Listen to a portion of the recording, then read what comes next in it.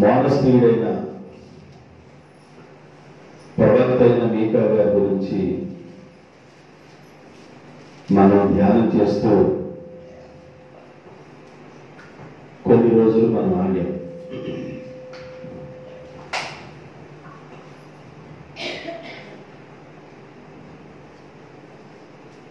దేవుని సన్నిధిలో ఈ రాత్రి వేళ కొన్ని విషయాలు మనం వినబోతున్నాం. మోనస్తుడైన మీకా పల్లెటూరులో సేవ చేస్తున్నాడని, ఆయన యోదయ ప్రాంతంలో పరిచర్య చేస్తున్నాడని చెప్పారు. ఈ మీకా గారు సేవ చేసే రోజుల్లోనే యెరూషలేము ప్రాంతంలో ప్రవక్త అయిన యెషయా పరిచర్య చేస్తూ ఉన్నాడు. పల్లెటూరులో సేవ జరుగుతుంది, పట్టణాల్లో సేవ జరుగుతుంది. పల్లెటూరు సేవలో దేవుడు కొంతమందిని లేవనెత్తి వాడుకుంటా ఉన్నాడు. అలాగే పట్టణపు సేవలో కూడా దేవుడు కొంతమందిని వాడుకుంటున్నాడు.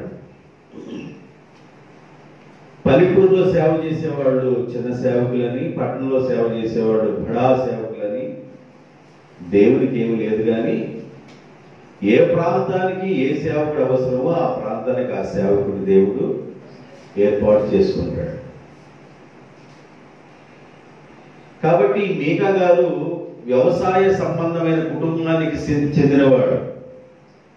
షెఫేలా అనే ప్రాంతానికి చెందినవాడు. షెఫేలా అనే ప్రాంతంలో కొన్ని లోయలు ఉన్నాయని చెప్పారు. మీకు బ్రీఫ్గా గుర్తు చేస్తున్నాను, ఎందుకంటే కొన్ని రోజులు గడిచింది కనుక మీకు జ్ఞాపకం చేస్తున్నా. షెఫేలా ప్రాంతంలో ఒక 5 లోయల గురించి చెప్పారు.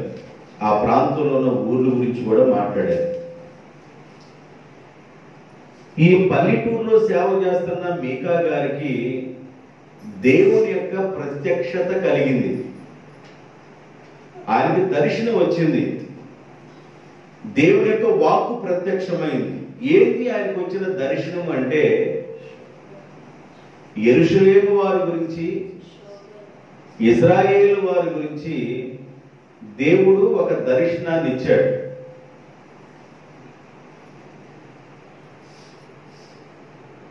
మన దేవుడు ఏమన్నా ఇశ్రాయేలు ప్రజల్ని, యోధా ప్రజల్ని ప్రేమించి వాళ్ళు ఉన్నతమైన స్థానంలో ఉండాలని, ఉన్నతమైన పొజిషన్లో ఉండాలని, వారు తలగా ఉండాలని కోరుకొని దేవుడు ఉన్నతమైన పొజిషన్లో పెట్టాడు ఇశ్రాయేలు ప్రజల్ని, యోధా ప్రజల్ని.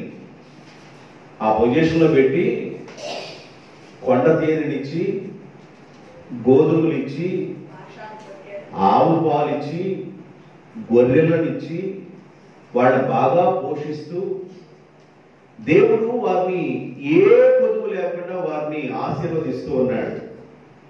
అయితే ఇవన్నీ వారు దేవుడిచ్చినవన్నీ అనుభవిస్తూ దేవుణ్ణి మర్చిపోయిన వారే జీవించారు. ఈ పంట ఎక్కడి నుండి వచ్చింది? ఈ పంటకి దేవుడే కదా మూల కారణం. నేను వేసింది ఒక విత్తనము, దేవుడిచ్చింది ఏమన్నా 100 అంతలు. ఈ గొర్రె మేక మందలను ఆశీర్వదించింది దేవుడే కదా, ఈ పొట్టేళ్లను ఆశీర్వదించింది దేవుడే కదా, గోధుమలు ఇచ్చింది దేవుడే కదా, ఆవులు ఇచ్చింది దేవుడే కదా, సంపదలు ఇచ్చింది దేవుడే కదా, కుటుంబాన్ని ఇచ్చింది దేవుడే కదా, బిడ్డలను ఇచ్చింది దేవుడే కదా అని ఆ విషయాలన్నీ మర్చిపోయి వారి ఇష్టానుసారంగా ప్రవర్తించడం ప్రారంభించారు. ఇష్టానుసారంగా ప్రవర్తించడాన్ని బైబిల్ ఏం చెబుతుందంటే, వారు కొవ్విన వారై, మనసు మదించిన వారై, కొవ్వు పట్టిన వారై వారు దేవుడిని మర్చిపోయారని బైబిల్ చెబుతుంది. వారు కొవ్వు పట్టిన వారే దేవుడిని మర్చిపోయారు.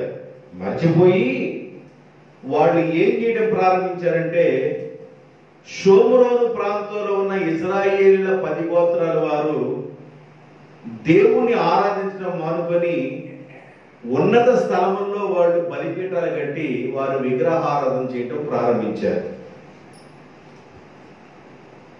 వాళ్ళు అలా జీవిస్తున్న కాలంలో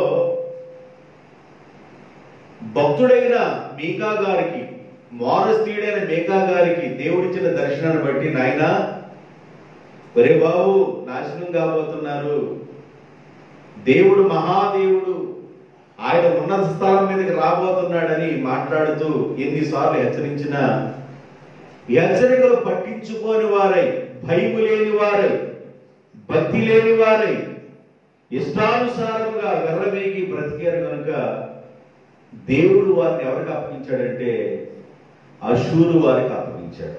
ఎవరికి? మీరు బైబిల్ క్షుణ్ణంగా అర్థం చేసుకోవాలి. మేకా గ్రంథం అనగానే బయటపోయినట్లుగా చదువుకోవాలి. మేకా గ్రంథం అంటే అంతే అర్థం కావాలి. అషూరు వారు వాళ్ళని తీసుకుని వెళ్ళిపోయారు. బైబిల్ ఏం చెప్పిందంటే బోడి చేశారు అని రాయకూడదు. ఏం చేశారంట? బోడి. మీకు చెప్పాను ఇంత ముందు పాఠాల్లో చెప్పారు. శుభ్రంగా వారు షేవింగ్ చేశారు. ఆ తర్వాత మిగిలింది ఎవరయ్యా అంటే యెరూషలేములో యోధా వారు మిగిలి ఉన్నారు. అప్పటికి రాజు హిజ్కియా కాస్త ప్రార్థన చేసుకుంటూ ప్రార్థన వాసన కలిగి ఉన్నాడు. అంతకు ముందు హిజ్కియా యొక్క నాన్నగారైన అహాజు అనే వ్యక్తి ఒక ప్రాంతానికి వెళ్ళాడు. ఆ ప్రాంతంలో ఒక బలిపీఠం మీద ఒక ప్రతిమ ఆకారాన్ని చూశాడు. చూసి ఈ దేవుడే కావాలి వీళ్ళకి జయమిస్తుంది, ఈ దేవుడే కానీ మా ప్రాంతంలో కూడా, మా గొంతుల్లో, మా సందుల్లో, మా గల్లీల్లో, మా పట్టణంలో కానీ ఉంటే, వీధి వీధికి కానీ ఈ దేవుడి కానీ మనం పెట్టుకుంటే మాకు కూడా జయం వచ్చిందని ఈయన గారు అక్కడికి వెళ్ళి ఆ యొక్క ఆ రూపాన్ని మొత్తాన్ని స్కాన్ చేసి ఆ ప్రాంతానికి, వారి దేశానికి, యోధా దేశం పంపిస్తే యోధా దేశంలో గొంతులోను సందులోను, యెరూషలేము, యోధా దేశంలోను యెరూషలేములోను అన్ని ప్రాంతాల్లో ఇష్టానుసారంగా విగ్రహారాధన ప్రారంభించాడు ఆహాజురాజు. దేవుని కోపం రగులుకుపోయింది. ఆయన చనిపోయిన తర్వాత వాడు కుమారుడైన హిజ్కియా రాజుగా వచ్చి, హిజ్కియా కాస్త భక్తి కలిగిన వాడు. వాళ్ళ నాన్నగారు ప్రవర్తించినట్టు ప్రవర్తించలేదు, కానీ వాళ్ళ నాన్నగారు ఇష్టానుసారంగా ప్రవర్తిస్తే మా నాన్నగారి శాస్త్రాలు నేను చేయకూడదు, నేను పిల్లవాడిగా ఉన్నాను, కొంచెమన్నా జాగ్రత్త పడదామని వాళ్ళ నాన్నగారి శాస్త్రాలు నేర్చుకోకుండా ఆయన యొక్క నడకని, ఆయన మాటని, ఆయన పద్ధతిని అన్ని మార్చుకొని దైవికమైన వ్యక్తిగా నడిచాడు హిజ్కియా. నేను ఒకసారి చెప్పాను రాజైన హిజ్కియా గురించి. ఆయన రాజైన మొదటి సంవత్సరం మొదటి నెలలో యెహోవా మందిరపు తలుపులు తీసి మందిరాన్ని బాగు చేశాడు. పెందల కాడనే పట్టణంలో ఉన్న అధికారులు లేవనెత్తుకొని దేవుని యొక్క ఆలయానికి వెళ్లి ప్రార్థన చేసేవాడు. ఆయన రాజుగా ఉన్న కాలంలో యెహోవాను హత్తుకున్నాడు.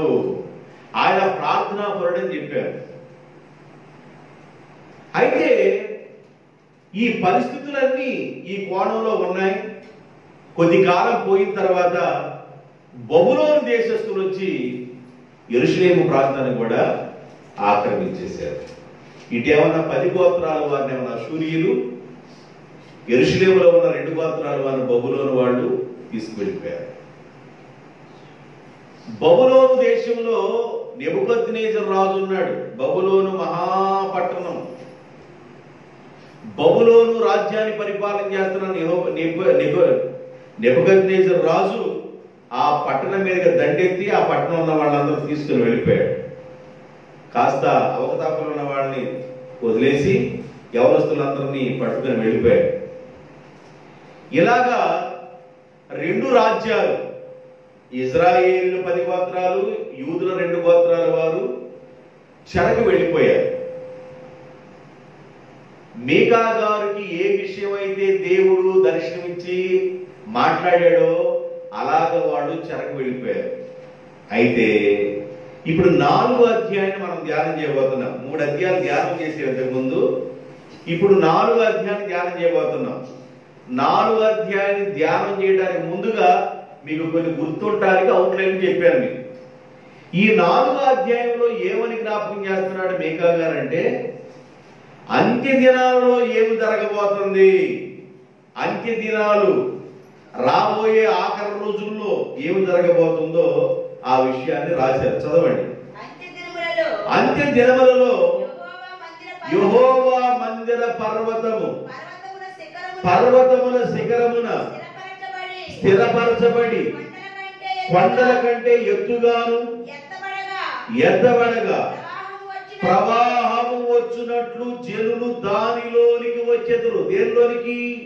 యెహోవా మందిరములోనికి ప్రవాహము వచ్చినట్లుగా జనాలు వస్తారు అంత్య దినాలలో.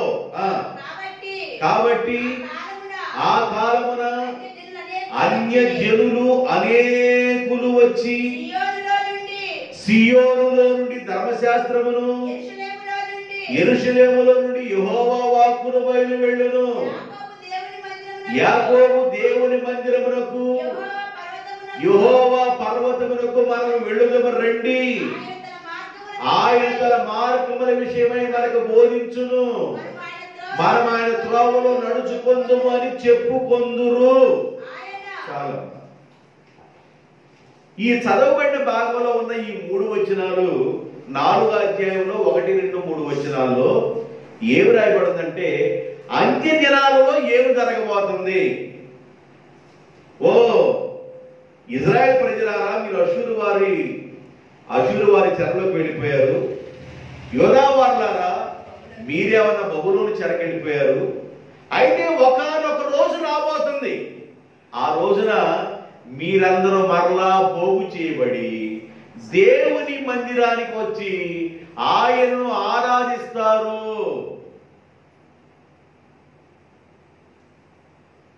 దేవుని మందిరానికి వచ్చి మీరు ఆయన్ని ఆరాధిస్తారు. ఇప్పుడు దేవుని మందిరానికి వచ్చి ఆరాధిస్తారు అనే దానికి ముందుగా వీళ్ళు ఎక్కడికి వెళ్ళిపోయారు? చెరకి. చెర అంటే ఎట్లా ఉండింది? బానిసత్వం, వెట్టి చాకిరి. వాళ్ళు ఏ పని చెబితే ఆ పని చేయాలి. అర్ధరాత్రి లేవమంటే అర్ధరాత్రి లేవాలా, 1 గంటకి పని చేయమంటే 1 గంటకి పని చేయాలా. వాళ్ళ విధానాలు, వాళ్ళ పరిస్థితులన్నీ చాలా గందరగోళంగా ఉంటాయి. వెట్టి చాకిరి.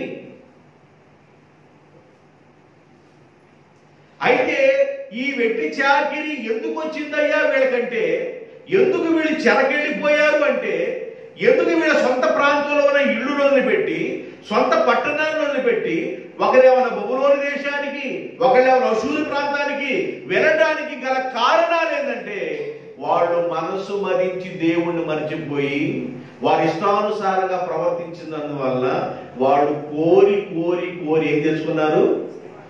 కష్టాలు తెచ్చుకున్నారు. కోరి కోరి ఏం తెచ్చుకున్నారు? కోరి కోరి తెచ్చుకున్నారు కష్టాలు. ఎందుకు వచ్చినాయి నాయన ఈ తెప్పలు? ఎందుకు వచ్చినాయి నాయన వీళ్ళకి ఈ బాధలు? ఎందుకు వచ్చినాయి వీళ్ళకి ఈ పరిస్థితి అంటే, వాళ్ళు దేవుణ్ణి మరిచిపోయిన వారై, కృతజ్ఞత లేని వారై, దేవుడు చేసిన ఉపకారాలు మర్చిపోయిన వారై, వారి ఇష్టానుసారంగా బ్రతికారు కనుక, దేవుని భయం లేకుండా బ్రతికారు కనుక 10 గోత్రాల వారిని ఏమన్నా అషూరీయులు, 2 గోత్రాల వారిని బబులోను దేశం వాళ్ళు తీసుకెళ్లిపోయారు. అయితే మీకాకి ఒక దర్శనం వస్తుంది. ఇదంతా దర్శనమే. ఇదంతా దర్శనం. ఆయన కలుగుతున్న దర్శనం, దేవుని యొక్క వాక్కు. ఏంటి దర్శనం అంటే, అంత్య దినాలు వస్తాయి. మీరందరూ ఇప్పుడు బాధలు అనుభవిస్తున్నారు కదా, బాధలు అనుభవించే మీరందరూ మరలా ఏమవుతారంటే పోగు చేయబడతారు.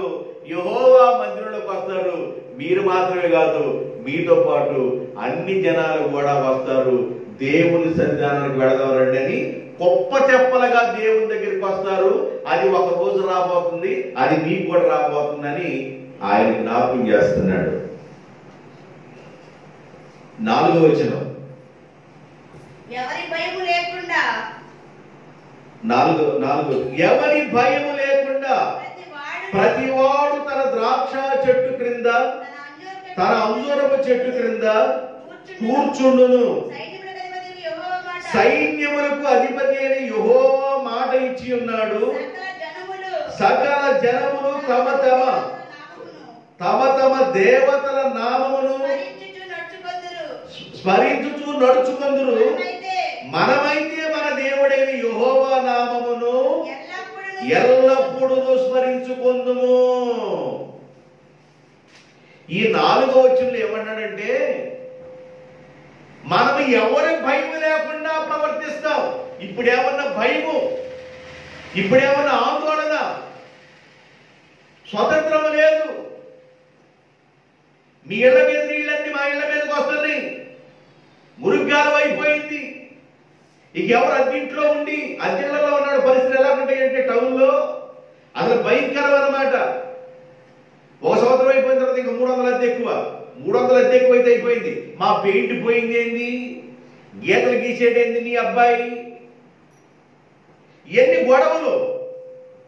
వీళ్ళందరూ ఎక్కడికి వెళ్ళిపోయారు? బబులోనికి వెళ్ళిపోయారు. వీళ్ళని ఇజ్రాయేల్ అశూరు దేశానికి వెళ్ళిపోయారు. అయితే వీళ్ళందరినీ దేవుడు మరలా తీసుకొని వచ్చిన తర్వాత ఎవరి భయం లేకుండా మీరు ప్రవర్తిస్తారు. దేవునికి స్తోత్రం. సొంత ఇంట్లో ఉంటే భయం ఎందుకండి? ఇక సొంత దేశానికి వస్తే భయం ఎందుకు? సొంత ఇంట్లో ఉన్న వాళ్ళకి, సొంత దేశంలో ఉన్న వాళ్ళకి భయం ఎందుకు? అయితే అన్నిలో ఉన్న ఇష్టానుసారంగా ఉన్నా కూడా మనమైతే మన దేవుని నామమును స్మరించెదము. దేవునికి స్తోత్రం. ఏమన్నారు?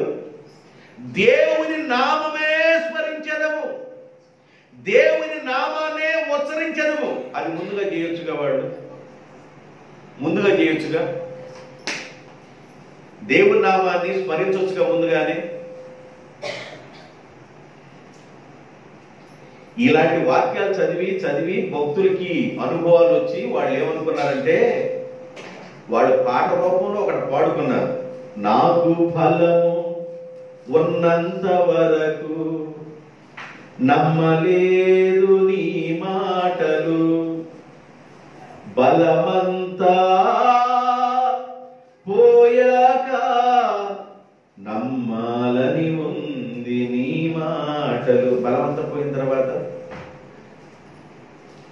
బలం ఉన్నప్పుడు దేవుడి మాటలు వినం, ఆరోగ్యం ఉన్నప్పుడు దేవుని మాటలు వినము. నరాలు బలహీనత వచ్చేసి జాయింట్లన్నీ లూజ్ అయిపోయిన తర్వాత, ఒకవేళ ఎవరు మనం పట్టించుకున్నప్పుడు దేవుడి వైపు చూస్తాం. దేవుడి బిడ్డలారా, ఇజ్రాయేల్ ప్రజల పరిస్థితి ఎలా ఉందంటే, బలములో ఉండగా దేవుడిచ్చిన ఆశీర్వాదం అనుభవిస్తూ ఉండగా వాడు దేవుడి వైపు చూడకుండా ఇష్టానుసారంగా ఉండి మనసు మదించిన వారై గర్వాంధులై వాడి ఇష్టానుసారంగా వాడి ఇష్టం వచ్చిన పద్ధతుల్లో జీవించారు. ఒకటి విగ్రహార్థం జీవించారు. రెండోది ఏం చేశారంటే, పేదల యొక్క ఆస్తులు జప్తు చేసుకున్నారు. ఏం చేశారంట? పేదల యొక్క ఆస్తులను జప్తు చేశారు. పేదల యొక్క ఇళ్లను ఆక్రమించేశారు. ఇష్టానుసారం. బలం ఉన్నవాడిదే రాజ్యం. బలం ఉన్నవాడు ఏ పని చేసినా, ఏ ఆట ఆడినా బొమ్మాట సాగింది. ఆ బలం ఉన్నవాడు ఏం చేశాడంటే, వాడు పేదవాడి యొక్క భూములు ఆక్రమించి పేదవాడి యొక్క ఇల్లును ఆక్రమించారు. రెండో తప్పు. మూడో తప్పు ఏం చేశారంటే, లంచాలు పుచ్చుకున్నారు.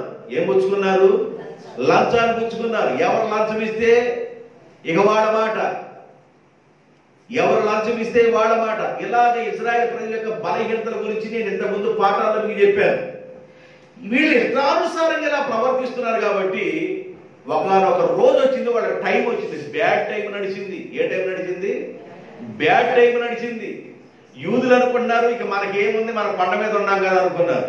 ఇజ్రాయెల్ అనుకున్నారు మనం కూడా కొండ మీద ఉన్నాం కదా, మనం దించేది ఎవరు అనుకున్నారు. కొండ మీద ఉన్నవాడు దించేశారు, ఈ కొండ మీద ఉన్నవాడు కూడా దించేశారు. ఈ కొండ మీద ఉన్న యూదుల్ని ఏమన్నా బబులోని తీసుకెళ్లారు, ఆ కొండ మీద షోమ్రోను కొండ మీద ఉన్నవాడు అశూరులు తీసుకెళ్లిపోయారు. అయితే ప్రేమ కలిగిన దేవుడు కదా, దేవుడు ఎంత ప్రేమ కలిగిన వాడంటే, ఎంత ప్రేమ అయ్యా నీకంటే నా ప్రేమ చెప్పలేనయ్యా నా పిల్లల పట్ల. కోడి తన పిల్లలను రెక్కల చోటును దాచినట్లుగా నేను మిమ్మల్ని దాచే దేవుడను, కంటికి రెప్పలాగా మిమ్మల్ని కాపాడే దేవుడను, పునగగా నిద్రపోక మిమ్మల్ని కాపాడుతున్న దేవుడు. నా ప్రేమ వేరు, మరి మరి ఏం చేద్దాం అనుకున్నావయ్యా? ఒక రోజు రాబోతుంది అంత్య దినాలలో. వీళ్ళు ఇప్పుడైతే చెరలో ఉన్నారు, ఒకళ్ళు బబులోనులో ఉన్నారు, ఒకళ్ళు ఏమన్నా అషూరులో ఉన్నారు. అంత్య దినాలు రాబోతున్నాయి, ఆఖరి రోజులు రాబోతున్నాయి. ఆ రోజుల్లో వీళ్ళందరూ నేను పోగు చేస్తా, సమకూరుస్తా. వీళ్ళే కాదు, అన్ని జనులు కూడా దేవుని మందిరానికి వచ్చి ఆయన నామమే స్మరిద్దాము. ఆయనే మనకు మార్గం చూపించిన వాడు, ఆయనే మన దేవుడు, ఆయనే మన రక్షకుడు, ఆయనే మన అండ, ఆయనే మన కొండ, ఆయనే మనం ఆరాధిద్దామని ఎవరి భయం లేకుండా ఆ రోజున వాళ్ళు ప్రవర్తిస్తారు. ఎవరి భయము పడకుండా. అంతకుముందు బబులోనులో ఉండే భయము, అషూరులో ఉండే భయము, ఇంకా చాలా ప్రాంతాలలో ఉన్నారు. ఆయన కింద పాటలు చూపిస్తారు, కిందకు వచ్చే కొద్ది చాలా చాలా విషయాలను చూపిస్తారు.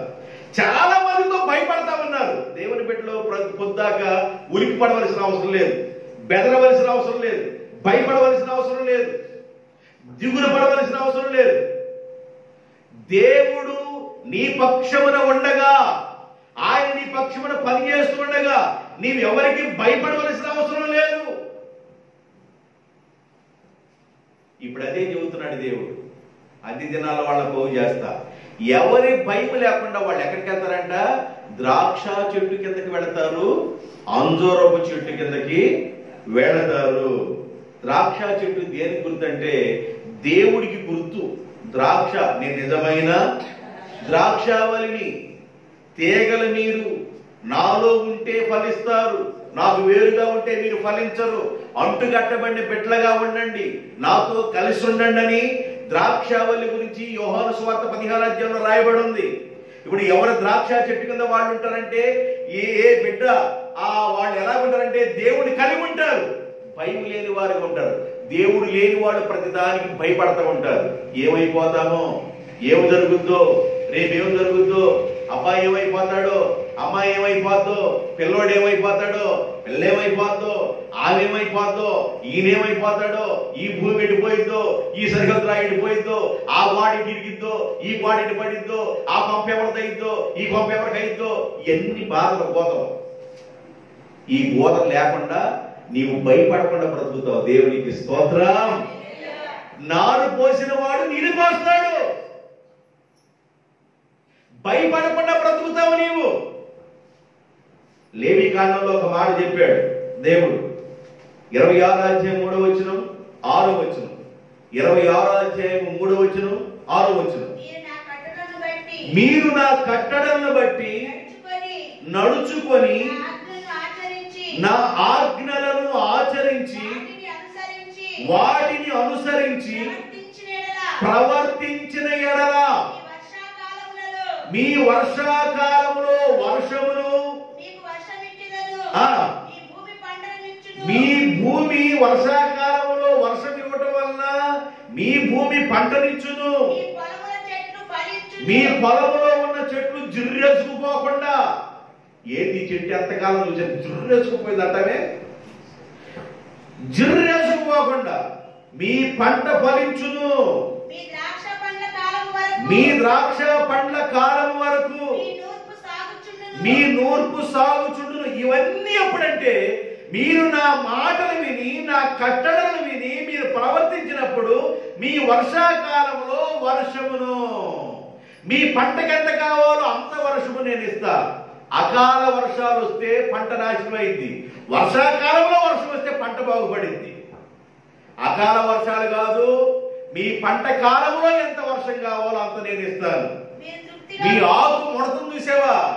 ఆకు ఒకసారి చక్కగా నవనవలాడత కనబడుతున్న ఆకు నవనవలాత కనబడకుండా అలాగా ముఖం ముడతలు పడ్డ ముఖం 50 సంవత్సరాల 100 సంవత్సరాల ముఖం పడితే మడత, అట్లా మడత పడకుండా ఆకు, అట్లా ఆకు మడత పడిందంటే దాని సీను చితారా అయిందని అర్థం. అందుకని ఆకు మడత రాకుండా దానికి కరెక్ట్ గా నవనవలాడేటట్టుగా ఉంచి మీకు కావలసినవన్నిటిని నేను మీకు ఇస్తాను. వర్షాకాలంలో వర్షం ఇస్తాను, మీ పంట కాలంలో పంటనిస్తాను. దేవునికి స్తోత్రం. ఎప్పుడు మీరు నా మాట విని నా కట్టడను అనుసరించి నన్ను మీరు ఆరాధించి నన్ను అనుసరించిన యెడల ఇవన్నీ మీకు దొరుకుతాయి. ఇవన్నీ ఆశీర్వాదకరంగా ఉంటాయి. 6వ వచనం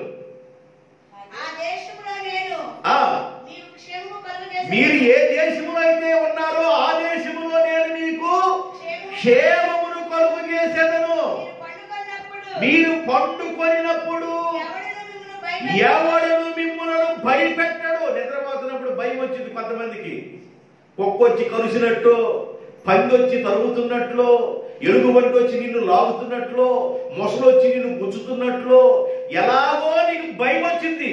నీవు పడుకున్నప్పుడు కలవరం లేకుండా, భయం లేకుండా నీవున్న దేశంలో నిర్భయముగా ఉంటావు. చదువమ్మా. ఆ దేశంలో క్రూర మృగములు అంటే సాతాను శక్తులు, నల్లమారి ఎర్రమారి అంటారు కొంతమంది, మారులన్నిటిని నేను బంధిస్తానంటాడు. దేవునికి స్తోత్ర. ఆ మధ్య నేను కొత్తగా ఎర్రమారేంది నల్లమారేంది నాకు అర్థం కాదు.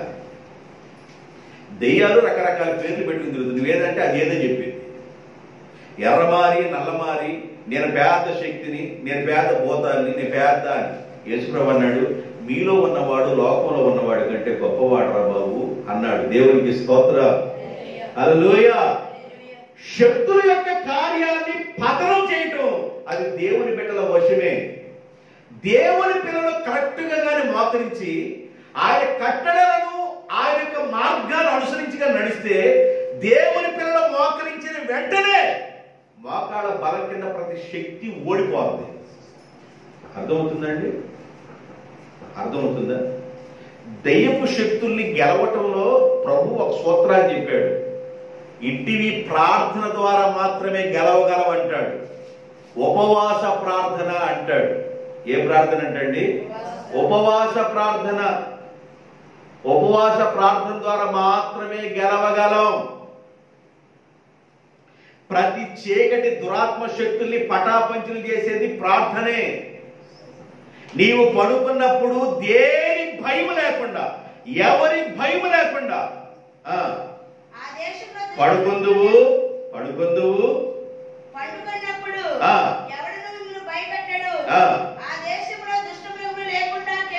ఆ దేశంలో దుష్ట మృగములు లేకుండా చేసేదను.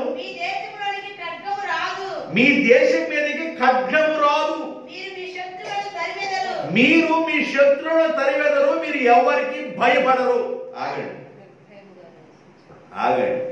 నిర్భయముగా ఉందురు. ముందు చెప్పాడు భయపడరు, ఇప్పుడేమో నిర్భయముగా ఉందరు అన్నాడు.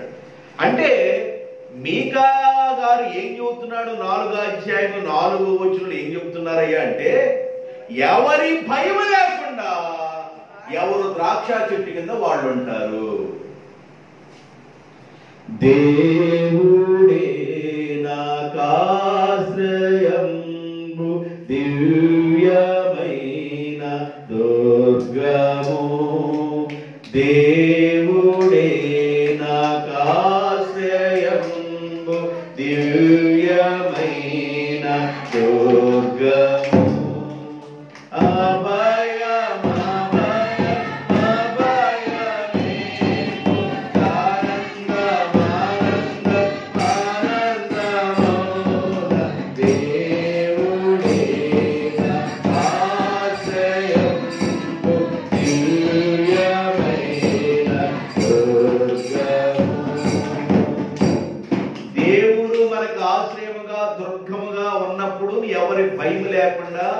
బెదురు లేకుండా, నిద్రపోతున్నా కూడా బెదరకుండా నీ ఉంటావు. నిద్రలో కూడా నువ్వు బెదురుతున్నావు అంటే, నిద్రలో కూడా ఉలికి పడి ఎగిరి పడుతున్నావంటే, ఉలికి పడతాం కాదు, కొంతమంది ఎగిరి పడతారు. మంచాల మీద ఉలికి పడతాం వేరు, ఎగిరి పడతాం వేరు. కొంతమంది మంచాల మీద ఉంటారు, లేచి తిరుగుతూ ఉంటారు దెయ్యాలు తిరిగినట్టు. ఇవన్నీ నువ్వు క్షేమంగా ఉండాలంటే, ఎవరి భయం లేకుండా, బెదురు లేకుండా నువ్వు బ్రతకాలంటే నీవు ద్రాక్ష చెట్టు కిందకి రావాలి. దేవునికి స్తోత్రం. ద్రాక్ష చెట్టు కిందకి రావాలి. ద్రాక్ష చెట్టు దేని గుర్తు అంటే ప్రభు అయిన యేసుక్రీస్తు గుర్తు. యేసుక్రీస్తు యొక్క విధానంలోనికి, యేసుక్రీస్తు దగ్గరకు, ఆయన రెక్కల నీడకు ఎవరైతే వస్తారో వారికి ఆశ్రయము దొరుకుతుంది. ఆయనే దుర్గముగా ఉంటాడు, ఆయనే కొండగా కోటగా ఉంటాడు. ఎవరి భయం లేకుండా మీరు ప్రవర్తిస్తారు. ఈ సంవత్సరం పంట పండిద్దో లేదో, వర్షం వచ్చిందో లేదో, ఇలాంటి టెన్షన్స్ లేకుండా బ్రతుకుతారు. మీకు కావలసిన పంట నిన్ను సమృద్ధిగా ఇస్తాను. మీరు సురక్షితంగా ఉంటారు, ఎవరి భయం లేకుండా ఉంటారు, ఎవరి బెదురు లేకుండా బ్రతుకుతారు అని ఇక్కడ జ్ఞాపకం చేస్తూ ఉన్నాడు. మీకా గారు జ్ఞాపకం చేసినట్లుగా లేవి కాండంలో కూడా మోషే గారు జ్ఞాపకం చేశాడు. జెఫన్యా గ్రంథం 3వ అధ్యాయం 13వ వచనం. జెఫన్యా గ్రంథం 3:13. ఇశ్రాయేలీలలో మిగిలిన వారు పాపము చేయరు, అబద్ధమాడరు, కపటములు ఆడు నాలుక, ఏడమాట ఆడమాట ఏడా చెప్పుకునే కపటమాడే నాలుక వాళ్ళ దగ్గర నుండి ఉండదు. వారు ఎవరి భయము లేకుండా విశ్రాంతి గలవారై అన్నపానములు పుచ్చుకొందురు. ఎవరి భయము లేకుండా వాళ్ళు ఉంటారు. ఏడమాటాడా ఆడమాట ఏడా చెప్పరు. కొండెప్పు నాలుగులు వాళ్ళు కొండవు. భయము బెదురు లేకుండా బ్రతుకుతారు. అన్యాయాన్ని అక్రమాన్ని వాళ్ళు వదిలేస్తారు. నా బిడ్డలుగా ఉన్న వాళ్ళు ఎలాగుంటారంటే ఎవరి భయం లేకుండా అన్నపానములు పుచ్చుకొందురు. అన్నపానములు పుచ్చుకోవడం అంటే ఏంటండి? దేవుడిచ్చిన వాటిని సమృద్ధిగా ఆస్వాదించటం, దేవుడిచ్చిన ఆహారాన్ని సమృద్ధిగా తీసుకోవడం. ఎవరి భయం నీకుండదు, ఎవరి దిగులు నీకుండదు. అంతకుముందు ఎవరి భయం ఉంది? అషూరు వాళ్ళు వచ్చి ఇజ్రాయెల్ తీసుకెళ్లిపోయారు, యూదులు ఏమన్నా బబులోను వాళ్ళు తీసుకెళ్లిపోయారు. ఇన్ని కష్టాలు తిప్పలు రావడానికి గల కారణం ఏంటంటే వీళ్ళు ఇష్టానుసారంగా ప్రవర్తించారు. ఉన్నత స్థలాల్లో దుర్గాలను స్థాపించారు, పేదవాళ్ళ యొక్క భూములను ఆక్రమించారు, లంచాలు పుచ్చుకున్నారు, ఇష్టానుసారంగా ప్రవర్తించారు. కాబట్టి ఈ విషయాలన్నీ గమనించిన దేవుడు ఏం చేశాడంటే, అబ్బాయి వీళ్ళకి ఏదో ముహూర్తం ఉంది. ఆయన చెప్పాడే ముహూర్తం. అయినా ఎస్తేరు గ్రంథంలో ఆయన చెప్పాడు ముహూర్తం. ఎవరైనా హామాను ముహూర్తం పెట్టాడు. ఏ నెల అది? అదారు నెల 13వ తారీఖు ముహూర్తం పెట్టే. ఎవరికి? ఇజ్రాయెల్ అందరూ లేపైపోతున్నాను. ఆధార్ నెల 13వ తారీఖున ఇజ్రాయెల్ అందరికి ముహూర్తం పెట్టాను. అప్పుడు అక్షంతలు మొత్తం వాళ్ళ తల మీద జల్లి వాళ్ళందరూ ఊరైపోతున్నారు అన్నాడు. ఎవరి నెత్తి మీద అక్షంతలు వేసి ఊరైపోతారు అన్నవాడు ఆయన వేసారు ఊరి. అర్థం అవ్వలేదండి? కాబట్టి ఎవరి భయం లేకుండా మీరు అన్నపానములు పుచ్చుకుందురు, ధైర్యంగా ఉంటారు. ఎప్పుడు గురించి చెబుతున్నాడు ఇది? అంత్య దినాల్లో మీరు మందిరంలో సమకూర్చబడతారు. ఇప్పుడైతే మీకు కష్టాలు వస్తున్నాయి, ఇప్పుడైతే మీకు బాధలు వస్తున్నాయి. మీ కష్టాలు బాధలు రావడానికి కారణం ఏంటంటే మీరు దేవుని యొక్క మాట వినలా, మీరు ఇష్టానుసారంగా ప్రవర్తించారు. అందువల్ల ఏమైనా యూదులు ఏమైనా బబులోను రాజు నెబుకద్నెజరు తీసుకెళ్లిపోయాడు, ఇక్కడి నుంచి ఏమైనా అషూరు రాజు తీసుకెళ్లిపోయాడు. కాబట్టి ప్రతి పరిస్థితి దారుణంగా ఉంది. రాబోయే దినాల్లో మీరు మాత్రమే కాదు, అన్ని జనులు కూడా దేవుని నామమే స్మరిద్దాం, యెహోవా మందిరానికి వెళదామని దేవుని మందిరానికి వారు వెళుదురుగాక. దేవుని మందిరానికి పడతారంటండి. అప్పుడు మీరు ఎలాగుంటారంటే ఎవరి భయం లేకుండా నిర్భయంగా ఉంటారు. మీరు అన్నపానములు పుచ్చుకుంటారు. అర్థమైందా? హెజ్కేలు గ్రంథం 39వ అధ్యాయం 25-26 వచ్చిన. హెజ్కేలు గ్రంథం 39వ అధ్యాయం 25-26 వచ్చిన. మన దేవుడైన యెహోవా సెలవిచ్చినది ఏమనగా, నా పరిశుద్ధమైన నామమును బట్టి రోషము కలిగిన వాడినై యాకోబు సంతతి వారిని చెరలో నుండి ఎక్కడికి వెళ్ళిపోయారు? ఎక్కడికి వెళ్ళిపోయారు? చెర అంటే ఒకరేమన్నా అషూరు, ఒకళ్ళేమన్నా బబులోను. చెరలో నుండి వారిని రప్పించేదను. ఇజ్రాయేల్ అందరి మీద నేను జాలిపడిదను. వారు నా ఎడల తాము చూపిన విశ్వాసఘాతకమును తమ అవమానమును తాము భరించుదురు. నేను వారందరిలో నుండి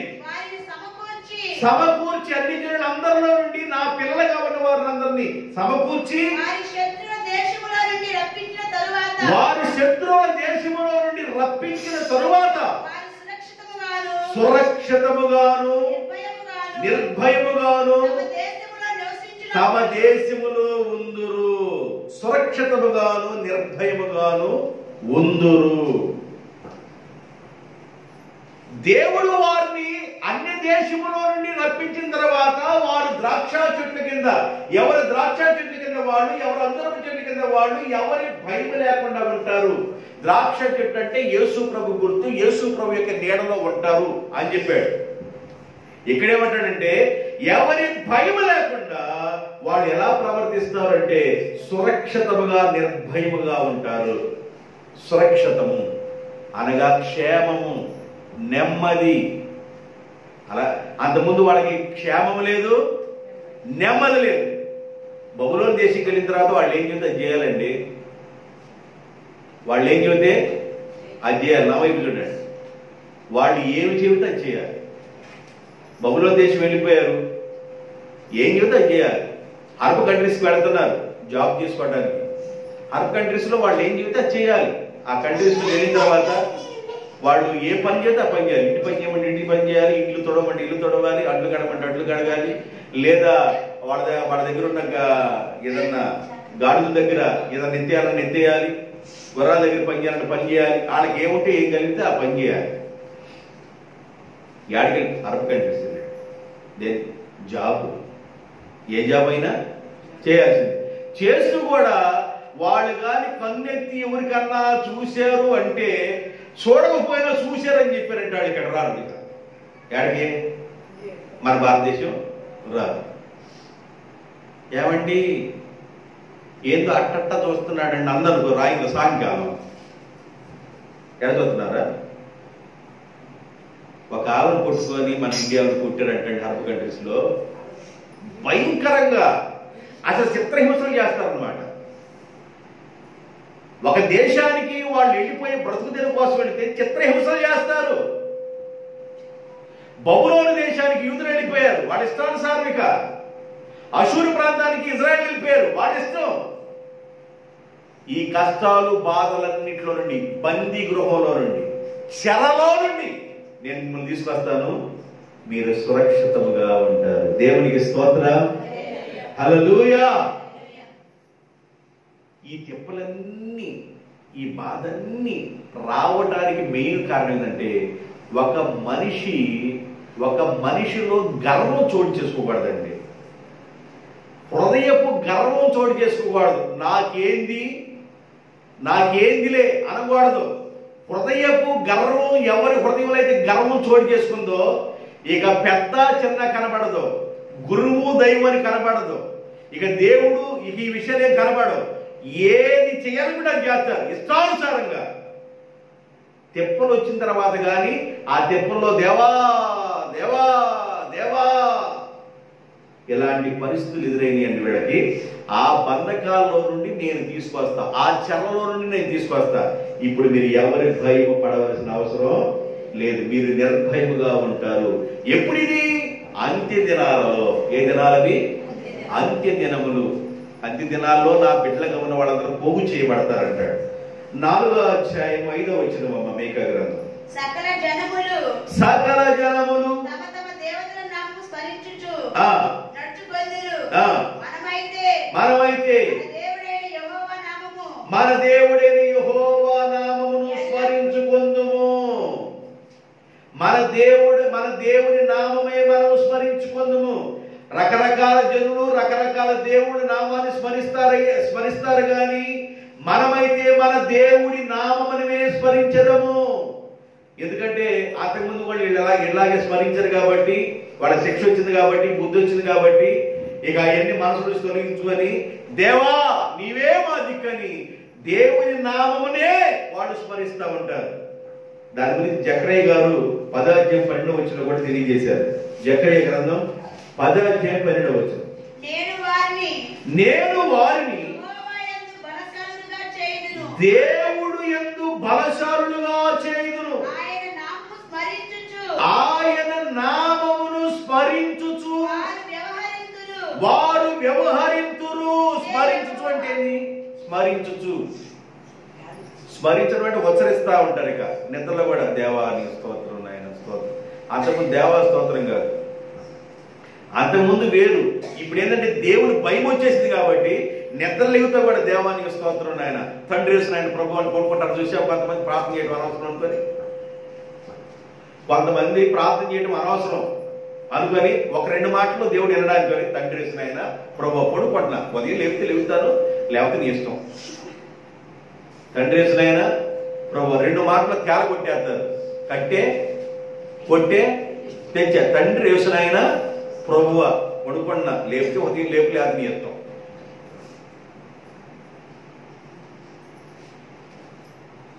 కాస్త ప్రార్థన చేసుకోరు, కాస్త మోకరించన్న దేవాని స్మరించరు.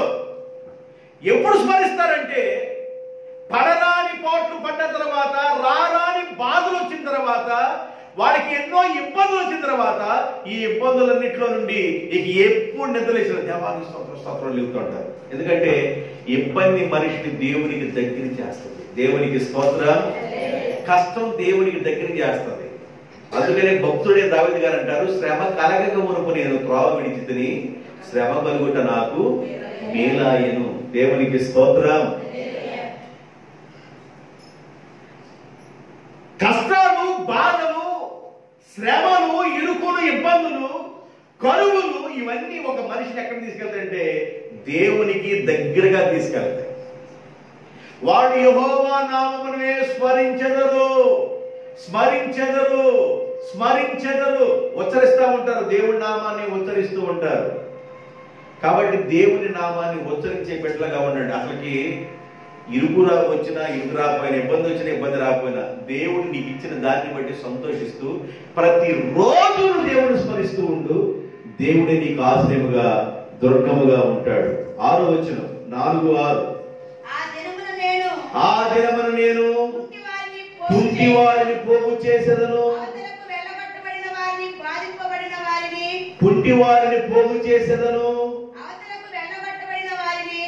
యెరూషలేములో నుండి షోమ్రోనులో నుండి వెళ్ళగొట్టబడిన వారిని, బాధలు పడ్డ ఏళ్ళని సమకూర్చుదును. ఇదే యెహోవా వాక్కు. ఆ దినమున కుంటి వారిని పోగు చేసేదను. కుంటివారు అంటే కుంటోళ్ళని కాదు అర్థం, బలహీన పడిన పాల్వ కలిగిన వారు అని అర్థం. ఇజ్రాయెల్ ప్రజలు అషూరు ప్రాంతానికి వెళ్ళిపోయి బలహీనపరచబడ్డారు. స్వతంత్రత లేదు వాళ్ళకి, ఇళ్లలో లేరు వాళ్ళు, స్వతంత్రంగా ఇక దేవుణ్ణి ఆరాధించడం లేదు. యూదులు కూడా బబులోను ప్రాంతానికి చెరకెళ్ళిపోయారు. వాళ్ళు స్వతంత్రంగా లేరు, ఇష్టానుసారంగా ఉన్నారు. ఇలాంటి పరిస్థితుల్లో బలహీన పడిన వాళ్ళని బైబిల్ ఏం చెప్తుంది? కుంటివారు అన్నాడు. బలహీన పడిన కుంటివారిని ఆ రోజున నేనేం చేస్తానంటే సమకూరుస్తాను. చెదరిపోయిన వీళ్ళందరూ నేను సమకూరుస్తాను. దాని గురించి హెజ్కేల్ గారు ఏమన్నారంటే 34వ అధ్యాయం 16వ వచనం. హెజ్కేల్ గ్రంథం 34వ అధ్యాయము 16వ వచనం.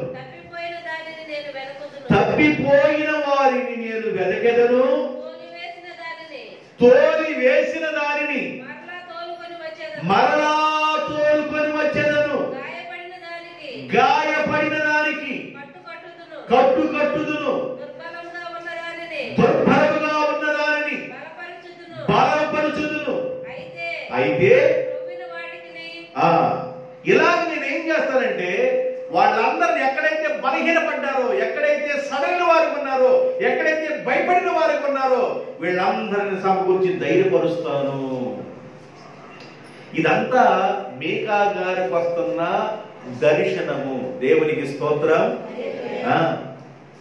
ఫస్ట్ స్టార్టింగ్ మీకా గ్రంథంలో ఆయన కలిగిన దర్శనము, కలిగిన యెహోవా వాక్కు, దేవోక్తి. మీకా గారికి దేవుడు ఇవన్నీ క్లియర్ గా చూపిస్తున్నాడు. వాళ్ళకి ఏం జరగబోతుందో, వాళ్ళు ఎక్కడికి వెళ్ళబోతున్నారో, వెళ్ళిన తర్వాత దేవుడు మరలా వాళ్ళని ఎక్కడికి తీసుకురాబోతున్నాడు అంత్య దినాల్లో, ఇవన్నీ దేవుడు చూపిస్తే మీకా గారు వాటిని క్షుణ్ణంగా ఒక గ్రంథాన్ని లిఖించారన్నమాట. పరిశుద్ధాత్మ దేవుడు బయలుపరిచిన వాటన్నిటిని. కుంటి వారిని, బలహీనపడిన వారిని నేను తీసుకొస్తా. తప్పిపోయిన వారిని, దూరంగా వెళ్ళిపోయిన వారిని, దురవస్థలో ఉన్న వారిని, గాయపడిన వారిని, వీళ్ళందరూ మళ్ళా నేనేం చేస్తాను, సమకూరుస్తాను. కీర్తన గ్రంథం 147వ కీర్తన 2వ వచనం, 147వ కీర్తన 2వ వచనం. యెహోవాయే యెరూషలేమును కట్టువాడు, యెహోవాయే యెరూషలేమును కట్టువాడు, చెదిరిపోయిన ఇశ్రాయేలును చెదిరిపోయిన యూదులను పోగు చేయువాడు ఆయనే. గుండె చెదిరిన వారిని ఆయన బాగు చేయును, వారి గాయములు కట్టును. ఇదంతా పాటేనండి. గుండె చెదరిన వారిని బాగు చేయువాడని, వారి గాయములన్నీయు కట్టుచున్నవాడను. దేవునికి స్తోత్రము, గానము చేయుటయే. మహిమయందరముస్తుతి గానము.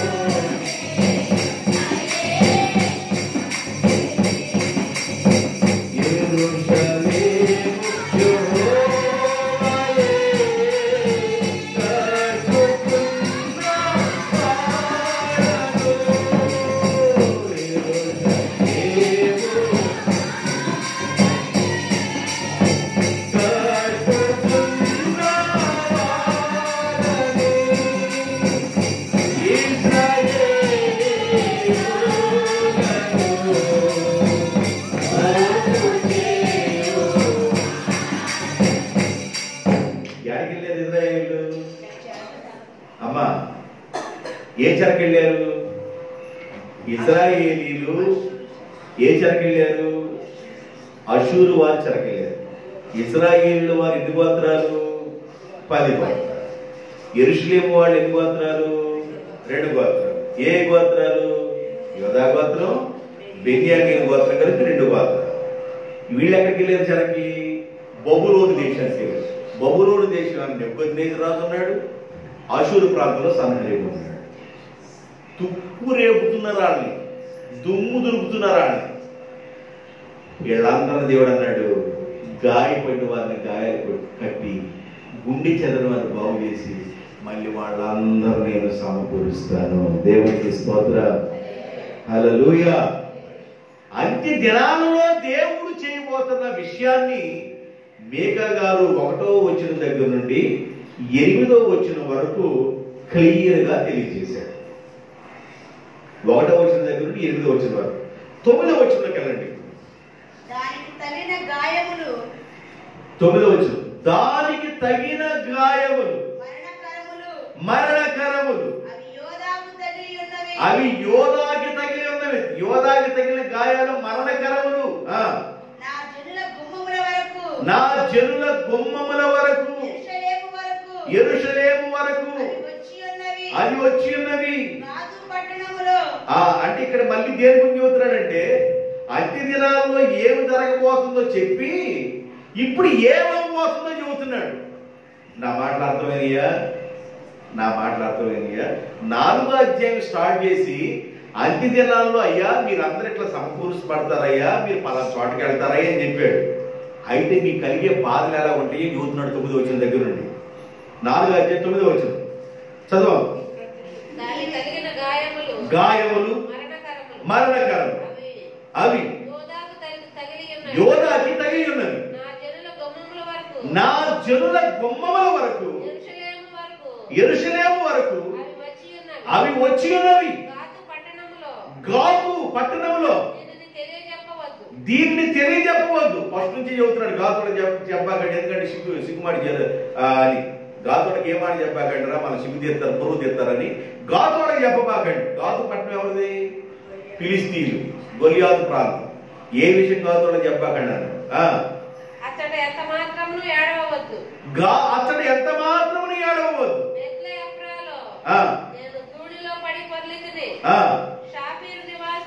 షాఫీరు నివాసి ఇక్కడ వాళ్ళకు వచ్చే బాధలన్నిటి గురించి చెబుతున్నాడండి. ఇక్కడ ఏం చెప్పాడంటే అంత్య దినాల్లో కలిగే విడుదల గురించి చెప్పాడు. నా మాట అర్థమైంది. 1 నుండి 8 వరకు 4:1-8 వరకు అంత్య దినాల్లో కలిగే విడుదల గురించి చెప్పాడు.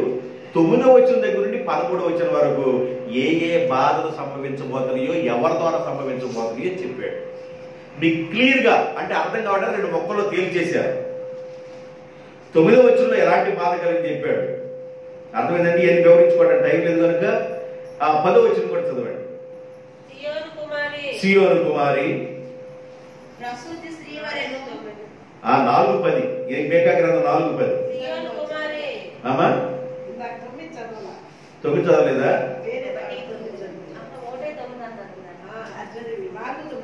4:9 చదవలేదా? ఏడకి లేదు 1:9 అన్నానా? అలవాట్లో పొరపాటు అయింది. 4:9. ఇప్పుడు 10వ వచనం చదవండి. సియోను కుమారి ప్రసూతి స్త్రీ వలనే నీవు వేదన పడి ప్రసవించుము. నీవు పట్టణమును విడిచి బయట వాసము చేతువు. బబులోను పురము వరకు నువ్వు వెళ్ళిపోతావు. అక్కడనే ఆ బాధలలో నీవు రక్షణ పొందెదవు. దేవునికి స్తోత్రం. ఎక్కడ రక్షణ అవుతుందంటే వీళ్ళకి బబులోనులో వీళ్ళకి ఏం కలిగింది? బబులోను రాజు ఏమన్నాడు? బాయ్ మీ మెడకాయ మీద తలకాయ ఉండాలంటే జాగ్రత్త అని చెప్పాడు. బాధలు వచ్చినప్పుడు బాధల్లో ఒక మనిషి ఏం చేస్తారంటే దేవుని దగ్గర కూలిపోయి ఏడుస్తారు. యెరూషలేములో ఉండగా బాధలేమి లేవు. అబ్బో ఎంత చక్కగా ఉన్నారో, ఎన్ని వాయిద్యాలు, ఎన్ని తాళాలు, ఎన్ని మేళాలు, అతనికి ఆ నాట్యశాలలు, ఆ పరిస్థితులు, తబలా కొట్టేవాళ్ళు ఉంటే, డ్రమ్ములు వాయించేవాళ్ళు ఉంటే, నాట్యాలు వేసేవాళ్ళు ఉంటే వాళ్ళ దేహాలు పాలుగా అన్నట్టున్నాయంట. విలాపవాక్యం చెబుతాడు, నల్లగా మసిగిపోయింది అంటాడు. ఇప్పుడు వద్దులేండి, తిరగే బాకండి. ఇలాంటి పరిస్థితులు ఉన్నారు. ఇప్పుడు వాళ్ళు బబులోనికి వెళ్ళిపోయిన తర్వాత, చెరకి వెళ్ళిపోయిన తర్వాత పాలుగారే ఈ దేహాలు మొత్తం చెరలో నల్లటి మసిగుబ్బులు అయిపోయినట్లుగా శ్రమలు పడుతున్నారు. ఆ శ్రమలో ఏమవుతుందంటే రక్షకుని జ్ఞాపకం చేసుకొని రక్షింపబడుతున్నారు. దేవునికి స్తోత్రం. అబ్బాయి మీరు బబులోనికి వెళ్ళేది ఖాయం. అక్కడికి వెళ్ళిన తర్వాత పరిస్థితి చాలా ఘోరంగా ఉండింది. అక్కడ ఉన్న శ్రమలు మిమ్మల్ని ఏం చేసుకొస్తున్నాయి? రక్షణలోకి తీసుకొస్తున్నాయి. బబులోనికి వెళ్ళటం ఖాయం అని చెప్పి చెప్తున్నాడు. అర్థమైందా? ఎలాంటి పరిస్థితులు సంభవించినాయి అంటే ఆ ఒక బబులోను వాళ్ళ చేత కాదండి, వాళ్ళకి బాధలు సంభవించింది. కీర్తన గ్రంథంలో 83వ కీర్తన 3వ వచనంలో ఒక బబులోను వాళ్ళే కాదు, వీళ్ళ బాధపరిచిన యూదుల్ని, నీ ప్రజల మీద వారు కపటోపాయములు పన్నుచున్నారు. నీ మరుగుచొచ్చిన వారి మీద ఆలోచన చేయుచున్నారు. వారు ఇజ్రాయేలు అనే పేరు, ఇజ్రాయేల్ అనే పేరు ఎవ్వరికి జ్ఞాపకం రాకుండా ఉండినట్లు, జనముగా ఉండకుండా ఇజ్రాయేల్ తుడిసి పెడదాం రండని చెప్పుకొనుచున్నారు. ఏక మనసుతో వారు ఆలోచన చేసి ఇజ్రాయేల్ పేరే లేకుండా చేద్దామని అనుకుంటున్నారు. నీకు విరోధముగా నిబంధన చేయుచున్నారు. గుడారపు వాసులైన ఎవరెవరంటే ఇలా చేస్తుంది? ఇజ్రాయేల్ పేరు లేకుండా, యూదులనే వాళ్ళు లేకుండా తుడిసేద్దాం అనుకున్న వాళ్ళు ఎవరంటే ఎదోమీయులు, ఇష్మాయేలీలను, మోయాబీయులను, అగ్రీయులను, లెబాను వారును, అమ్మోనీయులను, అమాలేకీలను, ఫిలిస్తీయులను, తూరు నివాసులను, అషూరీయులను, అషూరు దేశస్థులు వారితో కలిసి ఉన్నారు. ఎవరితో? ఇప్పుడు మనం ఎవరి పేర్లు చెప్పుకున్నామో వాళ్ళందరితో టైప్ అయ్యారంటే అషూరు దేశం వాళ్ళు ఎవరెవరితో టైప్ అయ్యారు? ఎదోమీయులు, ఇష్మాయేలీలు. ఇక ఈ పేర్లు ఎన్నున్నాయి అంతమంది టైప్ అయ్యి వాళ్ళు అనుకున్న పద్ధతి ఏంటంటే ఇజ్రాయేలీ లేకుండా తుడిసేద్దాం అనుకున్నారంట. ఏం చేద్దాం అనుకున్నారు? ఇజ్రాయేలీలు లేకుండా తుడిసి పెడదాం, వాళ్ళ పేరుగా మ్యాప్లో కనబడకూడదు, వాళ్ళు అసలు కనబడకూడదు, వాళ్ళ జాతి తుడిచేద్దాం అనుకున్నారు. ఏ జాతినైతే తుడిచేద్దాం అనుకున్నారో ఆ జాతిని దేవుడు ప్రపంచంలో నడిబొడ్లో పెట్టాడు. దేవునికి స్తోత్రం. హల్లెలూయా. ప్రపంచపు నడిబొడ్డైన యెరూషలేములో, ప్రపంచపు నడిబొడ్డుగా ఉన్న, ప్రపంచంలో మధ్యలో ఉన్న యెరూషలేములో దేవుడు మూల స్తంభాలుగా పెట్టాడు యూదులను, ఇజ్రాయేలుని. వాళ్ళ మీదకి ఎంతో మంది ఫైట్ చేద్దాం అనుకున్నారు పక్కన హర్బ్ కంట్రీస్ మొత్తం. వాళ్ళెవరూ గెలవలేరు. దేవునికి స్తోత్రం. హల్లెలూయా. కారణం ఏంటంటే దేవుడు వాళ్ళకు తోడుగా ఉన్నారు. వారు ద్రాక్ష చెట్టు కింద ఉంటారు. అర్థమైందండి? నేను 13 వచనం పూర్తి చేస్తే 4 అధ్యాయం పూర్తి అయిపోతుంది. అందువల్ల ఈ అంత్య దినాలలో దేవుడు ఏం చేయబోతున్నాడో 1 నుండి 8వ వచనం వరకు 4 అధ్యాయాలు చెప్పారు. 9వ వచనం దగ్గర నుంచి 11వ వచనం వరకు అక్కడ మీరు రక్షణ పొందుతారు. మీరు వెళతారు. ఎక్కడికి వెళ్తారు? బబులోని వెళతారు, బాధలు ఉంటాయి. అషూరు వెళతారు, బాధలు ఉంటాయి. అక్కడ మీరు రక్షింపబడతారు. ఎంతో మంది మీ పేరు లేకుండా చేయాలని వాళ్ళందరూ టైఅప్ అయ్యారు. అషూరు వారితో అందరూ కలిసి పనిచేస్తున్నారంట. ఎంతమంది కలిసి పనిచేసినా దేవుడు మీకు రక్షణ ఇవ్వబోతున్నాడు. దేవునికి స్తోత్రం. హల్లెలూయా. సామెతల గ్రంథం 24వ అధ్యాయంలో మాట చెప్తాడంటే 24వ అధ్యాయం 17వ వచనం. నీ శత్రువు పడినప్పుడు నవ్వొద్దు. నీ శత్రువు పడినప్పుడు నవ్వొద్దు. ఎంత బాగా చెప్పాడు చూడండి. ఇటు చూడండి, నాకు ఇది చూడండి. మీ శత్రువు పడినప్పుడు మీరు నవ్వొద్దు అంటే దాని అర్థం ఏంటి? మాస్టర్ గారు అంట స్కూల్లో పిల్లలందరూ కూర్చున్నారు. లెక్కల మాస్టర్ గారు వచ్చారంట. రేయ్ రా అన్నాడు ఒకడు. 2 ఏకం చెప్పరా అన్నాడు. 2 ఒకటిలో 2, 2 2 4, 2 3 6, 2 4, 2 4, 2 4 నానేస్తున్నాడంట. ఏందిరా నానేస్తున్నాడు? పటామని తీశాడంట. ఆ పక్కన ఉన్న వాళ్ళే అన్నారంట. మాస్టర్ అలా చూశాడు. ఎవడురా ఈ అంటదని చూశాడు. అట్టి రే నువ్వు చదువులేవరా అని ఆడేసిన తర్వాత ఆడు సంతోషం వేసాడు. నన్ను 2 ఏకం అడుగుతాడు అనుకుంటా. 14 2 ఏకం బాగా వచ్చు కదా, 16 ఏకం చెప్పరా అన్నాడు అంటాడు. 16 ఏకం వచ్చి ఏమొచ్చాడికి? 16 ఏకం చెప్పరంటే ఆడికి లేదు. బెంబేలని చూస్తున్నాడు మాస్టర్. పఠామని తీశాడంటాడు. అర్థమైంది? నీ శత్రువు పడినప్పుడు నవ్వబాకరా, సంకల పట్టబాకరా యూతున్నాడు ఇక్కడ.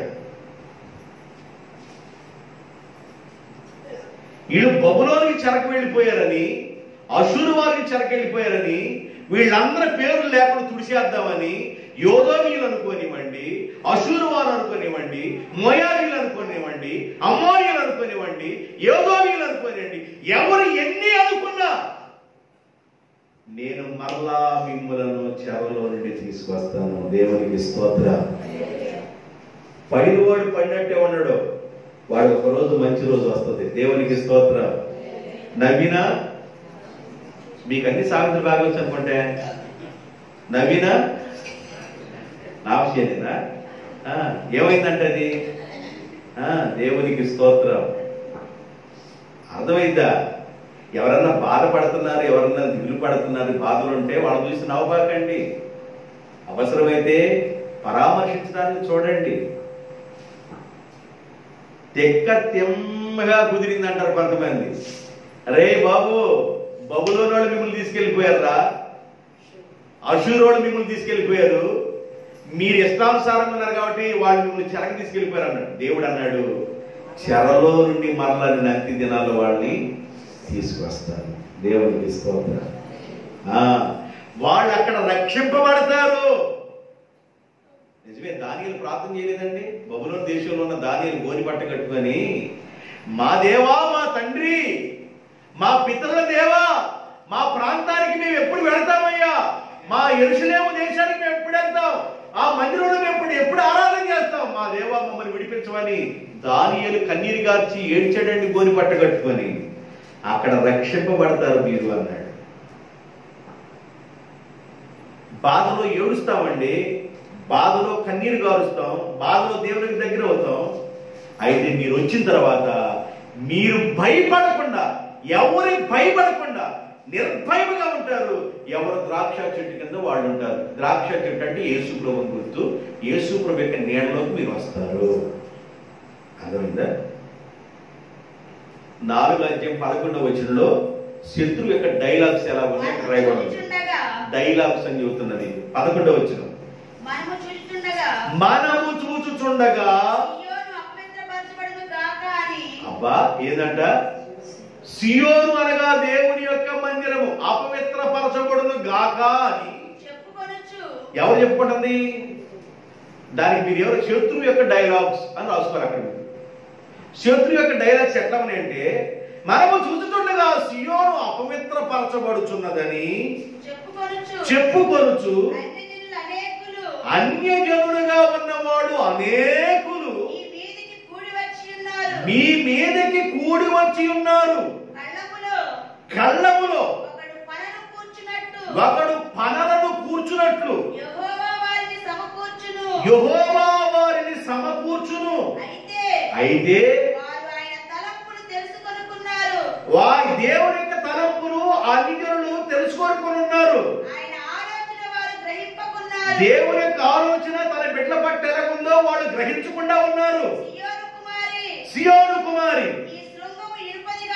నీ శృంగము ఇనుపదిగాను నీ డెక్కలు ఎత్తడివిగాను నేను చేయుచున్నాను. అనేక జనములను నీవు అడగద్రొక్కుదువు. వారికి దొరికిన లాభమును నేను యెహోవాకు ప్రతిష్ఠించుదును. వారి ఆస్తిని సర్వలోకనాథుని కంటే దేవునికి ప్రతిష్ఠించుదును.